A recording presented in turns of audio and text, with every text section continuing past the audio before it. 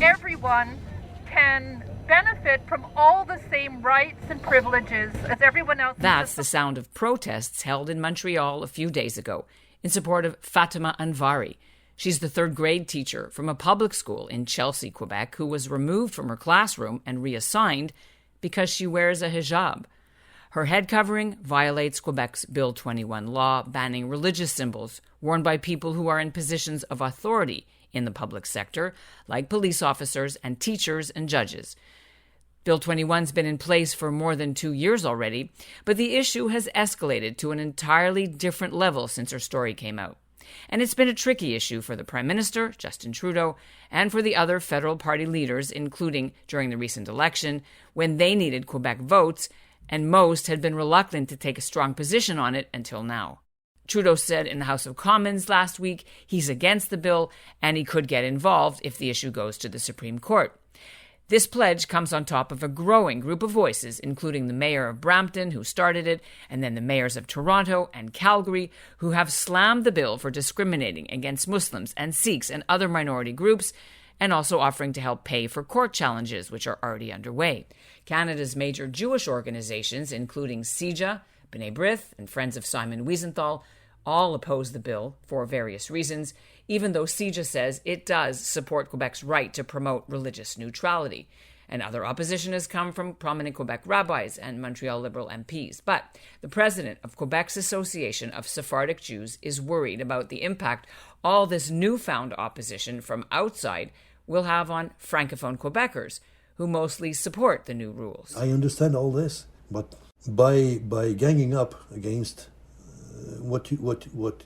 the end result is simply that the cocoon is closing up, and we are reigniting the issues of separation. I think it's the wrong thing to do.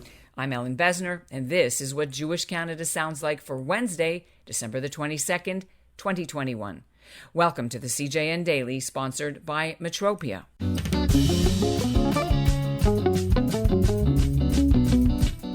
Jacques Saada is spending this week reacting to the COVID emergency.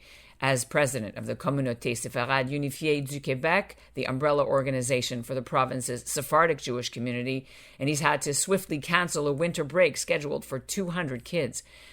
But he's also watching a political wave heading towards his province about Bill 21, growing national condemnation of the Quebec law that bans kippas and turbans and hijabs and other religious symbols from being worn by people holding public office.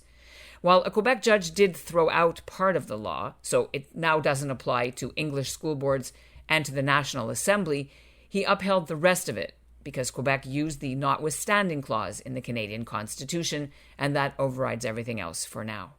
The Sephardic Jewish community in Quebec numbers about 22,000, and most are well integrated into Quebec society and fluent French speakers. So far, Saada's organization has not taken a public stance, preferring to allow CIJA to speak on its behalf. Coming up, Jacques Saada will be here to explain why he opposes the bill personally. But first, here's what's making news elsewhere in Canada right now. I am Ambassador Onen Hoffman here at the Israeli Embassy in Ottawa, and this is what Jewish Canada sounds like. Did you see the pictures of that large anti-vaxxer rally in Fredericton last weekend? Protesters were holding up big yellow stars as they marched through the streets of the New Brunswick capital. Now, the Atlantic Jewish Council has issued a statement condemning the use of Holocaust imagery. The AJC's executive director, Naomi Rosenfeld, told CTV the protesters should be ashamed, and not only for the stars, but for protesting public health guidelines during the pandemic. She called it offensive, unhelpful, and utterly absurd to compare public health guidelines, which are supposed to save lives, with the Holocaust.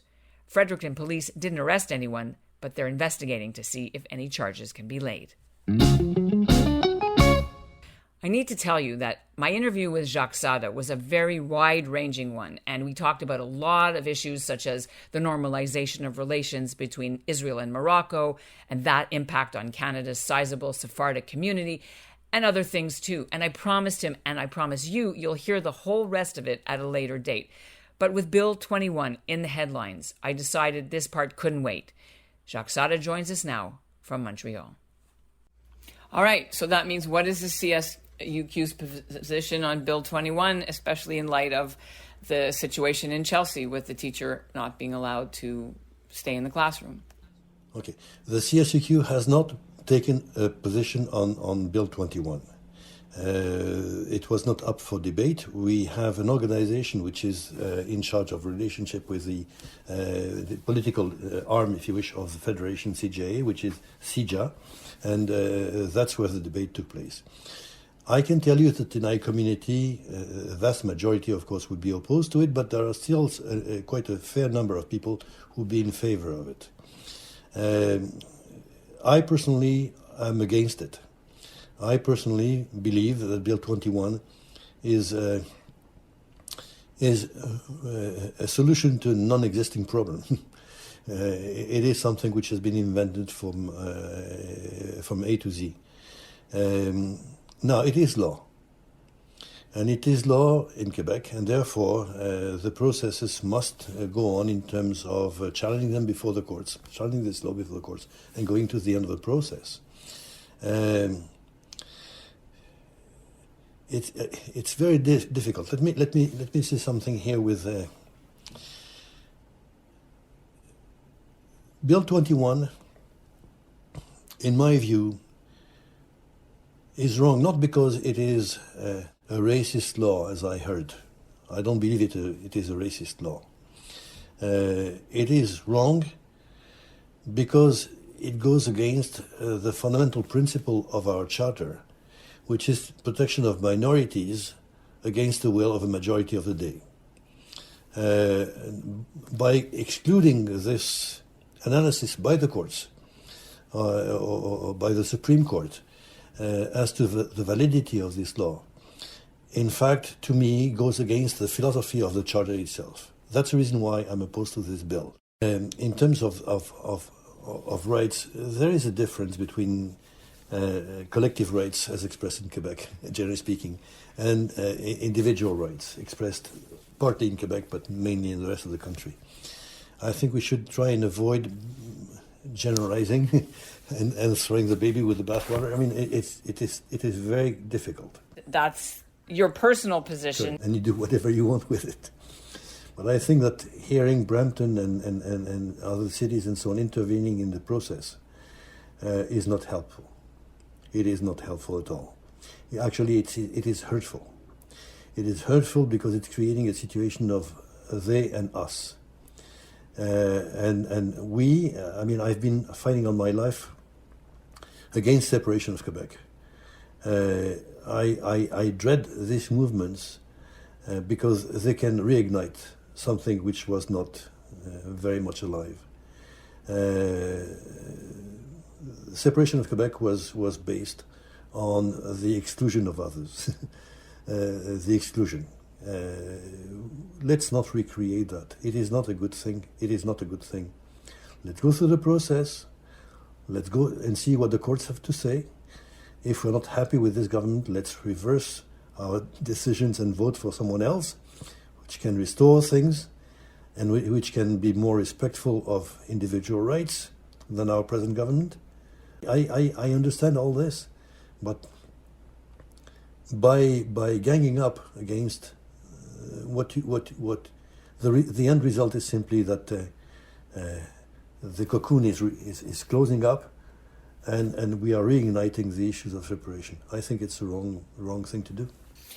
So a caution to outsiders. Let Quebec settle it, because that's what happened last time. The government which made this decision has been democratically elected. It has gone too far in terms of political decisions. I reserve the right to fundamentally disagree with what it does, but the response is not by ganging up against it from outside. It is by having a replacement done from within. Whatever the possibility of this replacement is, I think that's the only way we can play it in democracy. We cannot dictate all the time anything which we don't agree with. It's impossible to do that, and it has very negative effects.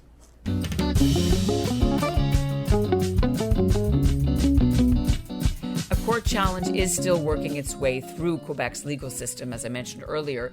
It involves the Canadian Civil Liberties Association and about a dozen community groups, including Canadian Muslims, Sikhs, teachers, civil servants, and the Lord Reading Society, which represents Jewish lawyers from Montreal.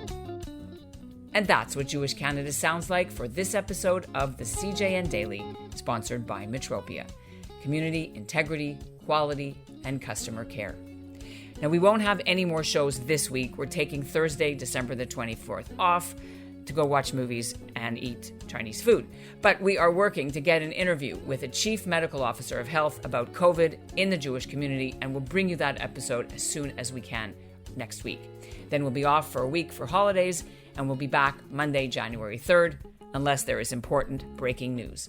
Meanwhile, we'll end the episode with an update on that cross-Canada music fundraiser that we told you about earlier this week, organized by a Halifax couple to raise money for flood relief in BC and in Atlantic Canada. You'll be able to read the full story on the CJN website. Meanwhile, here's a clip from my producer Victoria Redden's interview with the co-organizers Sandra Rootman and Jason Brown. They've now raised over $20,000. I just saw it on the news. I was struck by the enormity of it and the devastation. And I was just really moved to help. It seems almost insurmountable, to do something. But you realize, from Judaism that you have to make a start, right? You don't have to finish things, but you have to start.